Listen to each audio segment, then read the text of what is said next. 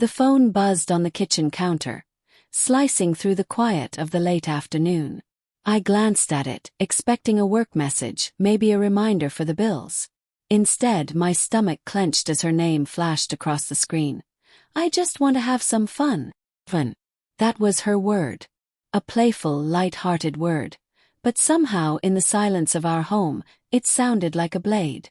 I stared at it for longer than I should have, trying to imagine the context, the scenario, the face that would make her send a message like that.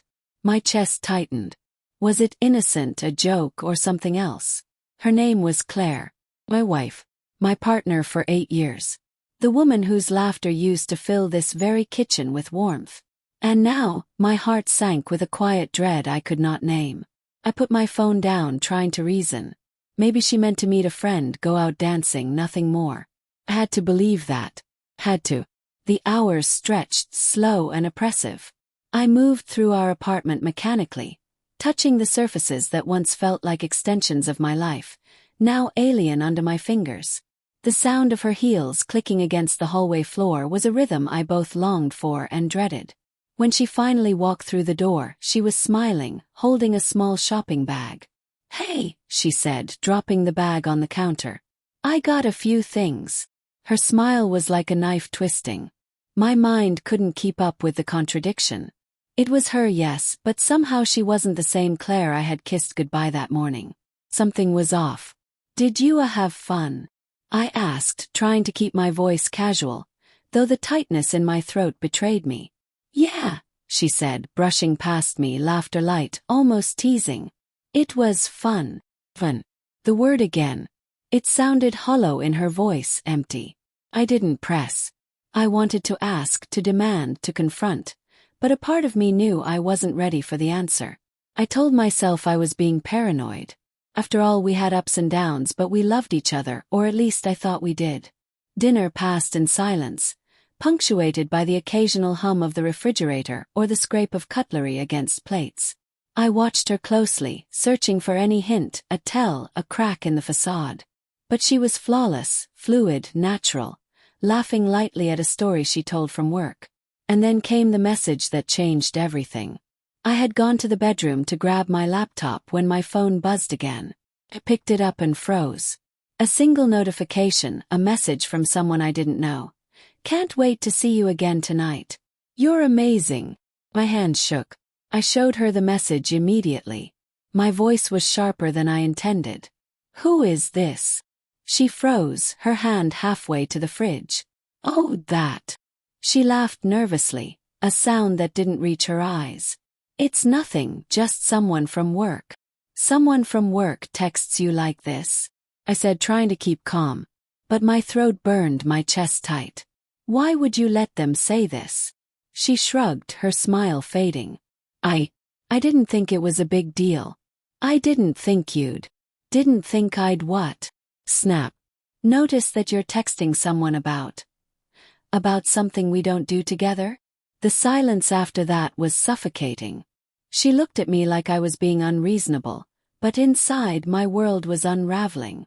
That night I stayed awake, staring at the ceiling, piecing together snippets of memories, texts, moments when she had smiled at her phone a little too long. The next day, I made a decision I didn't know I had in me. I needed to know. I needed to see. Followed her. Not in a paranoid, reckless way, but carefully, quietly.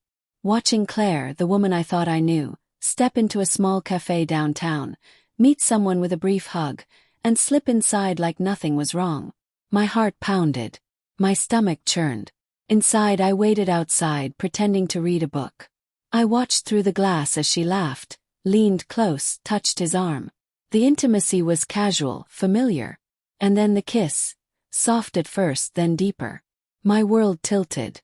My chest constricted. I wanted to run, to scream, to leave, but instead I stayed. I watched my wife, my partner, betray the life we built together with someone else as if it was nothing. When she finally left, she didn't notice me. She walked with him, their hands brushing occasionally, their laughter floating in the air like a cruel mockery. I followed them at a distance until she returned home.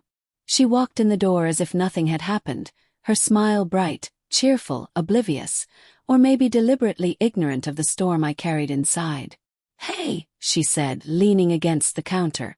"You hungry?" I swallowed hard, my hands trembling. "We need to talk," I said quietly. She blinked.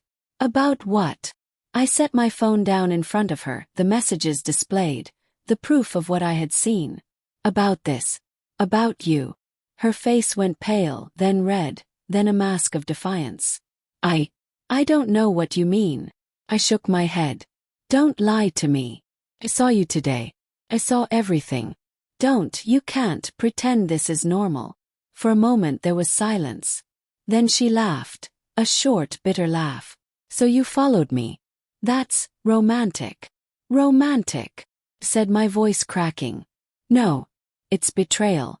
I trusted you. I love you, and this is..." My words failed me. I couldn't finish the sentence without my throat closing up. She didn't answer. Instead, she sat down, avoiding my gaze. I could see the shame, or was it guilt? Or relief? Flicker across her face. I'm sorry," she whispered finally. "I didn't mean. It wasn't supposed to happen like this." I shook my head, bitter tears forming. "Not supposed to happen. You chose this. You texted me about having fun, and while I was worrying about you, you were out there, doing exactly what you wanted, without me, without us." She reached for my hand. Please don't make this harder than it has to be. I still love you." But I couldn't take her hand. It felt foreign, tainted, the warmth replaced by the chill of betrayal. "Love," I whispered, almost laughing, but the sound was hollow. "Do you even know what that word means? Because I don't think you do, not right now." We sat in silence for what felt like hours.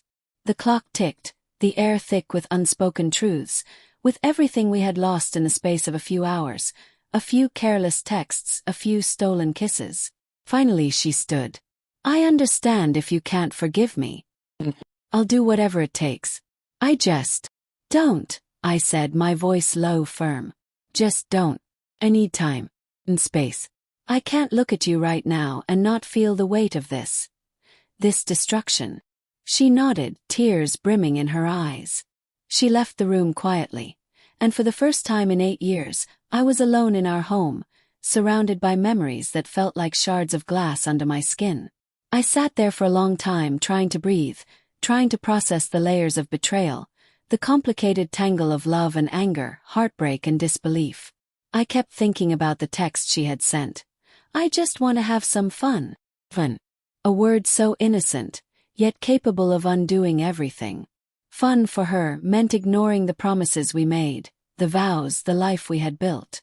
Fun had a new face, a cruel one, and it stared at me from the other side of the kitchen, smiling like nothing had changed. That night I lay awake, staring at the ceiling again, but this time the silence was absolute, oppressive. I knew the path ahead would be hard. Trust, once shattered, doesn't return easily. And love, once betrayed, feels like a ghost that haunts every corner of the life you thought was secure. I didn't know if we could repair it, or if I even wanted to, but I knew one thing. The version of Claire I loved that morning no longer existed. She had stepped into a world I couldn't follow, and I had no choice but to watch, powerless, as it unfolded. And in that stillness, I realized that the pain of betrayal is not just in what was done, but in the knowledge that nothing would ever feel the same again. Some fun, she had said. And now, all that remained was the heavy, aching weight of truth.